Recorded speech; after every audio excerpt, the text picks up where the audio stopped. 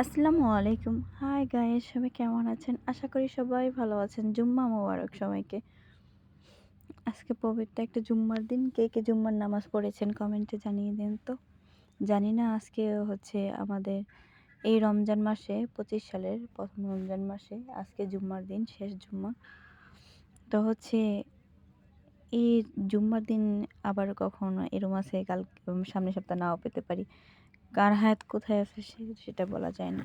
তো আজকে আমার খুব একটা ভালো দিন, শুভ দিন। আজকের দিনটাই খুব ভালো যাবে আশা করি।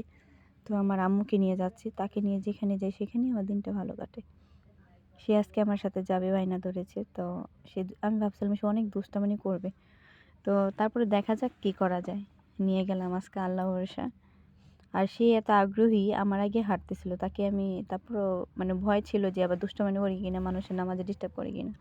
অনেক বাচ্চারা যায় মসজিদে, কিন্তু দেখি সবাই দুষ্টুমি করে। তারপরেও অনেক মানুষ অনেক রকমের কথা বলতে পারে, তার জন্য নিতাম না।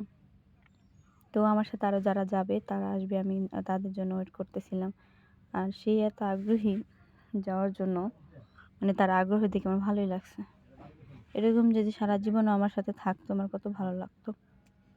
মানে হচ্ছে ওর সাথে আমার দিনটা ভালোই কাটে। দুষ্টামি, খেলা, মানে নিজের একটা সঙ্গী মনে হয়। সন্তান এমনই হয়, তাই না? তো যাই হোক, নামাজ পড়ে এসে খাওয়া দাওয়া করে আজকে বললাম না আজকে একটা শুভ দিন। আজকে যে আমার হচ্ছে খালামণি বাড়িটা, এটাও তারা আজকে চলে যাবে। আজকে ৩১শে মাস। তো আমার ভাবিরা একটু প্ল্যান করলে, এত কষ্টের বাড়ির ভিতরে যদি একটু উদ্বোধন না করে, বা সামান্য ১ টাকা হোক ২ টাকা হোক, জিনিস যতই অল্প দামে হোক না কেন, সবাই মিলে যে একটু মজা করে, সেই মজাটা করলাম সারা জীবন থেকে যায়। তো আমি আবার হচ্ছে এমনি মজা করতে খুব ভালোবাসি। তাদের সাথে তাল মিলিয়েছি। তো যাই হোক, ভাবি অনেক দিন যাবৎ বলতেছিল কেক আনতে যাবে, বাড়ি কেটে ওনার শাশুড়িকে নিয়ে যাবে। এটাই তো, এরকম ছেলের বউ কয়জনের হয়? শাশুড়ি কষ্ট করে বাড়ি করছে। আর হচ্ছে ইনশাল্লাহ তারা সবাই অনেক ভালো। তো তার জন্য আমিও ভাবলাম যে না, ঠিক মজা জিনিসটা তো থেকে যায়। তো বাড়িতেও মিলাদ পড়ানো হয়েছে, তারপরে হচ্ছে অনুষ্ঠানটা হবে।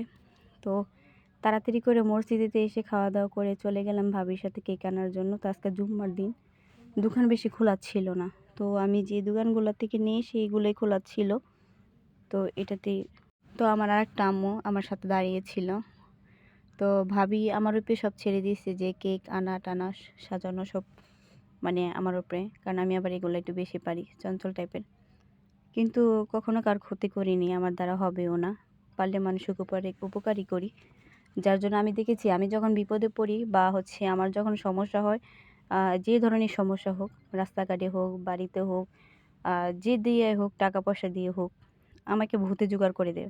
ভূতে বলতে কি, আল্লাহ জোগাড় করে দেয়। কারণ কিসের জন্য আমি কখনো কারোর ক্ষতি করিনি, আর করবো না আমার জানা সত্ত্বে। তার জন্য আল্লাহ এটা জোগাড় করে দেয়। আর আমার বিপদে আপদে আমি সবাইকে পাশে পাই। নিজের আপন জনের থেকে বেশি, তো আপন আপন হয় না, পরই আপন হয়। তো হচ্ছে সবাইকে আমি পাশে পাই, যাদেরকে চিনি না তারাও আমার পাশে দাঁড়ায়। তো তার জন্য আমি চেষ্টা করি সবার পাশে থাকার জন্য।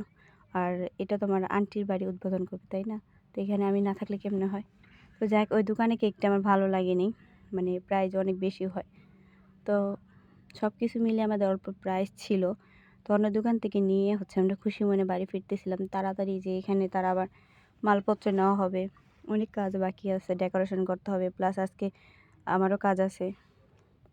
তো এখানে আসতেছিলাম, ভাবি ওপাশে ছিল।